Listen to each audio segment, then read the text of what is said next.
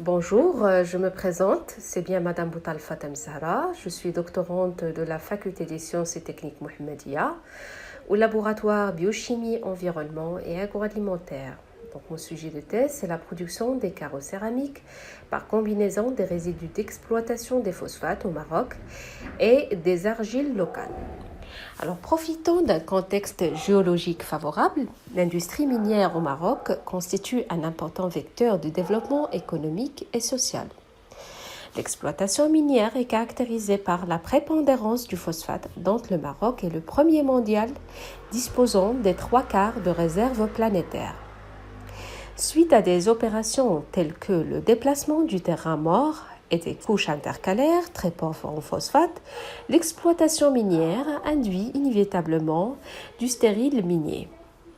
En absence d'une stratégie de gestion durable, le stérile minier pourrait engendrer des impacts directs sur les milieux naturels et sur la santé de la population avoisinante. Des éléments polluants peuvent être lessivés vers les eaux souterraines suite à des épisodes de pluies intenses. Plusieurs solutions pour la valorisation technologique du stérile d'exploitation des phosphates sont proposées dans la littérature, mais ils s'avèrent inappropriées et peu rentables dans le contexte actuel.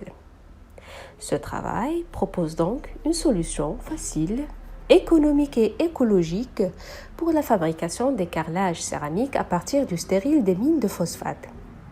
Notre stratégie vise à substituer partiellement ou totalement des argiles utilisées dans la fabrication des carrelages en recherchant la composition qui génère les produits dotés des meilleures propriétés physico-chimiques et mécaniques.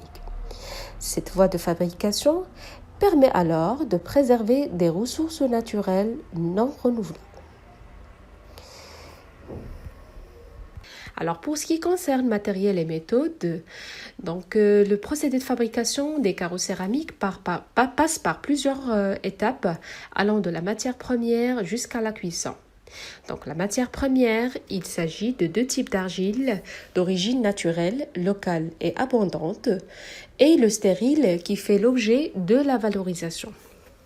Les formulations ont été réalisées selon la stratégie des plans de mélange, selon la méthode Simplex avec 10 points expérimentaux.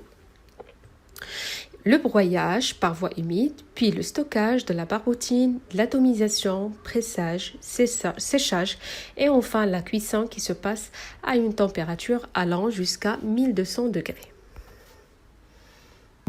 Les carreaux céramiques produites sont caractérisés par leurs propriétés physiques, telles que l'absorption d'eau, le retrait de cuisson, mécaniques, telles que la résistance à la flexion, et de surface, telles que l'observation au microscope électronique à balayage. Alors, comme résultat, l'analyse chimique du stérile montre des teneurs élevées en CaO contre un pourcentage faible en silice et alumine. La haute teneur en CaO traduit la nature carbonatée du stérile confirmée par une perte au feu considérable. La présence du carbonate stabilise l'environnement acido-basique et peut conduire à la formation de monolithes réfractaires indispensables à la résistance thermique. L'analyse granulométrie permet de définir différentes classes de matériaux indépendamment de leur composition chimique. Cette méthode classe les 3 géomatériaux utilisés A1, A2 et le stérile parmi la catégorie des argiles fines. Ce type de terre offre un milieu imperméable et mal aéré avec un travail du sol difficile en raison de la forte plasticité à l'état humide ou de la compacité à l'état sec. La faible présence de la fraction sableuse à effet dégraissant amène à supposer la nécessité du rajout d'un agent dégraissant pour corriger cette propriété défavorable aux propriétés physiques sollicitées dans le domaine de la fabrication des carrelages céramiques. La stratégie des plans de mélange selon la méthode Simplex avec 10 points expérimentaux montre que pour utiliser le maximum du stérile, seules les formules 5, 6 et 7 semblent être intéressantes vu qu'ils se trouvent dans une zone caractérisée par une résistance mécanique optimale, où il y a le maximum dans la résistance mécanique. En se basant sur le graphique relatif au pourcentage d'absorption de l'eau, la formule 7 semble être la meilleure parmi ces trois, car il présente le pourcentage d'absorption le plus faible. Une autre manière de présenter ces résultats en utilisant l'analyse en composantes principales selon le cercle de corrélation, on observe la résistance mécanique est positivement corrélée avec le facteur 1. En le superposant avec le biplot, on voit que les formules 2, 9 et 7 présentent une résistance mécanique optimale. Là aussi, la formule 7 demeure en meilleur choix en deux termes par rapport au pourcentage de stérile qu'il contient. Donc en conclusion, le recyclage des rejets de phosphate dans le domaine de la céramique peut être l'un des moyens de gestion et de valorisation combinant les aspects écologiques et économiques.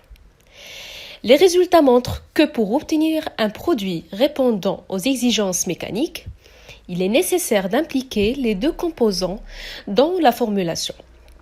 En effet, toutes les formules constituées à 100% par un seul des composants étudiés ou par leur mélange binaire ont présenté des résultats relativement défavorables. La caractérisation physico-chimique et mécanique montre que l'intégration des déchets de la mine de phosphate doit être de l'ordre de 33%. Dès que leur proportion commence à dépasser 67%, les propriétés mécaniques des produits de faïence commencent à baisser et deviennent défavorables. Et je vous remercie pour votre attention.